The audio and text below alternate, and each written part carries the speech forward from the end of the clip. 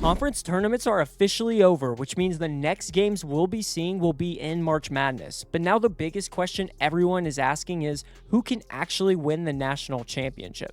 But if you're filling out a bracket, there's something history tells us that most people ignore. And that's that almost every national champion comes from just a very small group of teams. And this year, there are only 6 teams that fit the profile to win it all. So in this video, I'll be breaking down exactly who those teams are and why history says one of them will cut down the nets at the end of the NCAA tournament. But before we go any further, if you've been enjoying all of the March Madness content, please consider dropping a like on the video and subscribing to the channel. But now, let's jump into it. But how do we identify who these teams are when starting with a field of 68 at the beginning of the tournament? Well, to start, no double-digit seed has ever won the NCAA tournament, and I know that just because a team is a double-digit seed doesn't mean that they can't win at all. It just means that history tells us that it's highly unlikely. So because of this, we can get rid of every team that's a 10 seed or above, which quickly narrows us down to just 36 teams. But let's get even more specific. Since 2001, every national champion has been inside the top 57 in adjusted offensive efficiency and inside the top 44 of adjusted defensive efficiency heading into the tournament. And right now, there are 28 teams that meet this criteria. But realistically, a lot of these teams are not going to win a national championship. So if we remove a few historical outliers from this stat, like Shabazz Napier and the 2014 UConn Huskies team, who were a 7 seed and went on to win the NCAA tournament, we can get this group of teams down even more. And that's because out of the last 24 national champions, 23 of them have actually been inside the top 21 of adjusted offensive efficiency, and 22 of them have been inside the top 31 of adjusted defensive efficiency, which narrows our list down to just 9 teams that are capable of winning it all this year, and they are the Duke Blue Devils, the Michigan Wolverines, the Arizona Wildcats, the Florida Gators, the Houston Cougars, the Iowa State Cyclones, the Illinois Fighting Illini, the Vanderbilt Commodores, and the Louisville Cardinals. But remember, there are only 6 teams that can win the national championship, not 9. So to get our list down to just those 6 teams, we have to go back to the early part of the season, and that's because the past 21 national champions and even 35 of the past 36 national champions were each ranked in the top 12 of their Week 6 AP poll. And they are Arizona, Michigan, Duke, Iowa State, UConn, Purdue, Houston, Gonzaga, Michigan State, BYU, Louisville, and Alabama. But if we were to overlap both the Week 6 AP poll top 12 teams and the teams that currently have a top 21 offense and a top 31 defense, then we get down to only 6 teams that can win the national championship this season. And that's Duke, Michigan, Arizona, Houston, Iowa State, and Louisville.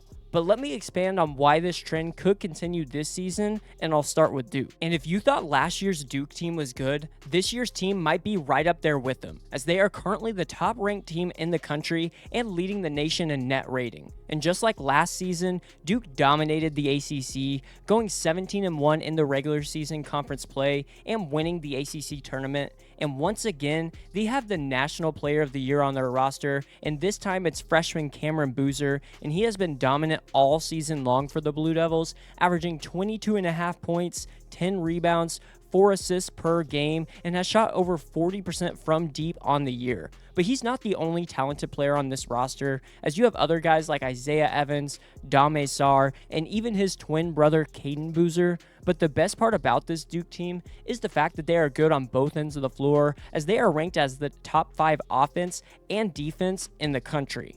Now, if there is one thing that is going to stop this Duke team, though, from winning it all, it's going to be the recent injuries to 2 of their starters in Patrick Ngungba and Caleb Foster, but other guys have stepped up in their absence, and this team proved they can beat really good teams without them by winning the ACC. And don't forget, this team went and beat Michigan on a neutral site in mid-February, and their offense is also elite, and they play at one of the fastest tempos in the entire country on that end of the floor. But similar to Duke, if one thing is going to slow this team down, it's going to be injuries. Because their backup point guard, LJ Kaysen, who probably would have started for 99% of other teams in college basketball, suffered a torn ACL at the end of February and will miss the rest of the season.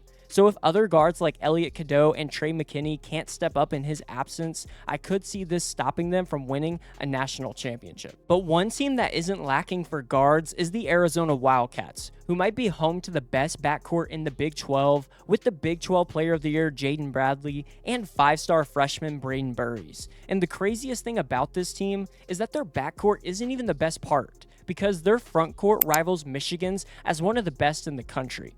And they also have a trio down low in the 5-star freshman Koa Pete, 7-footer Mo Krivas, and Big 12 6-man of the year Toby Awaka. And these three are a big reason why this Wildcats team is top 10 in offensive rebounding and second in the country in 2-point defense, and help lead them to winning the Big 12 regular season title and the conference tournament. But the one thing I think could stop this team from winning a national title this season is their lack of shooting three-pointers. And the reason why they don't shoot many is not because they can't make them, it's because their guards can get downhill whenever they want, and their bigs are so dominant, it's hard not to get them the ball as much as possible. And so far, it hasn't stopped them from being one of the top teams in the entire country all season long, but as we know, in March, anything can happen. But Arizona isn't the only team in the Big 12 that has a chance at winning it all, and that's because Houston is having another great season under Kelvin Sampson and looking to avenge their loss in last year's national title game. But this year's team does look a bit different than what we are used to from Kelvin Sampson coach teams, and that's because it's led by a pair of 5-star freshmen in Kingston Flemings and Chris Sinak. And Kingston Fleming specifically has been awesome this season and has emerged as Houston's go-to scorer when they need it. But this Cougars team also returned 3 of their 5 starters from last year's national runner-up squad in Emmanuel Sharp, Milos Uzan, and JoJo Tugler. And although this team didn't win the Big 12 like they have the past couple of seasons, they are still one of the best teams in the entire country and have a top 15 offense and a top 5 defense that shows it. But what I do think could hurt this team in March is the inconsistencies that they have shown all season long. And that's that the Cougars front court has not been as reliable on the offensive end as it had been in years past. And because of this, if a guy like Kingston Flemings is not having the best game from a scoring perspective, this team can get into a hole that's hard to climb out of. But doubting Kelvin Sampson in March might not be the best thing to do because we've seen in years past what he is capable of.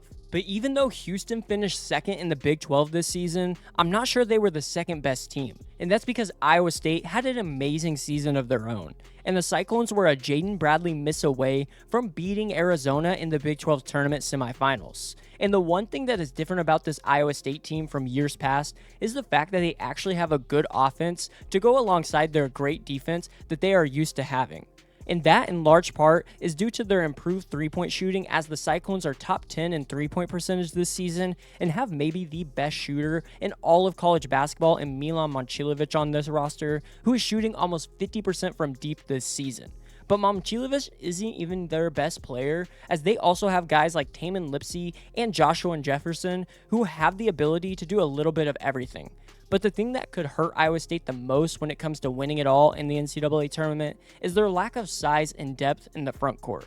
Virginia transfer Blake Buchanan has been a huge part of this team's success with his play at the center spot so far, and I've already mentioned Joshua Jefferson, who is one of Iowa State's best players, but outside of those two, I'm not confident in anyone else that this team brings in, and with the best teams in the country having some of the best front courts, this could cause problems for the Cyclones. And the last team on the list is Louisville, and the Cardinals are definitely the outlier in this group, as they are in the 20s of both offensive and defensive efficiency, but even though this season might not have gone the way most people thought it would, this team still has a shot at making a run in March. And that's because guards win in March, and this team has 2 amazing guards in their backcourt in 5-star freshman Michael Brown Jr.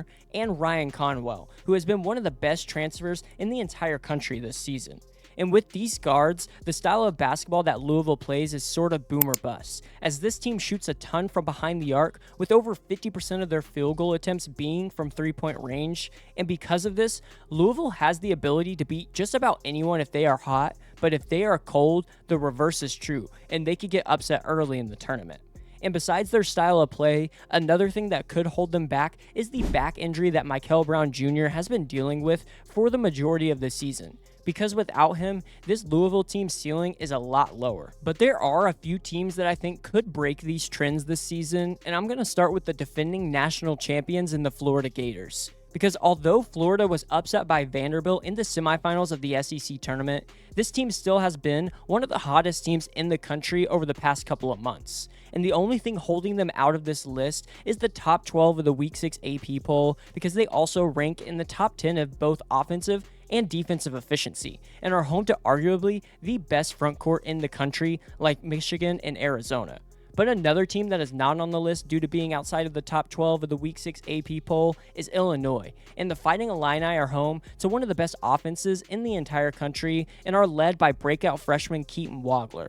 And the defense for this team is a bit concerning, though, when predicting if they can win it all. But with an offense like they have and the depth that they bring, Illinois has to be a team that I mention here. And just like Illinois, Purdue also has one of the best offenses in the country, and the NCAA tournament experience that they have gives me confidence that they will go on a run in March. And we can't forget that this was the preseason #1 team in the country, and with how they played in the Big Ten tournament, it's starting to make me think that they have a shot at winning a national title. But the last team I want to mention is the Arkansas Razorbacks, because they are my dark horse to win it all in March, and that's because they have a freshman point guard in Darius Acuff Jr., who has been one of the best guards in the entire country, and pair that with another elite freshman in Malik Thomas in the backcourt, and this team is lethal on that end of the court. And they also have really strong front court members like Trevin Brazile, Malik Ewan, and Nick Pringle. And then you have a guy like Billy Richmond who can do just about everything for this team as well. And I love the way that Arkansas is playing right now,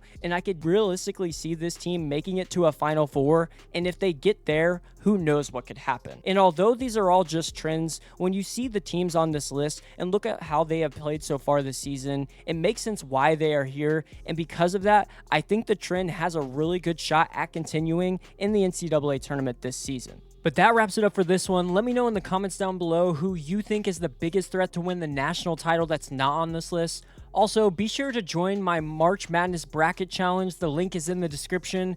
And if you enjoyed the content, don't forget to drop a like on the video and subscribe to the channel. Thank you so much for watching, and I'll see you in the next one.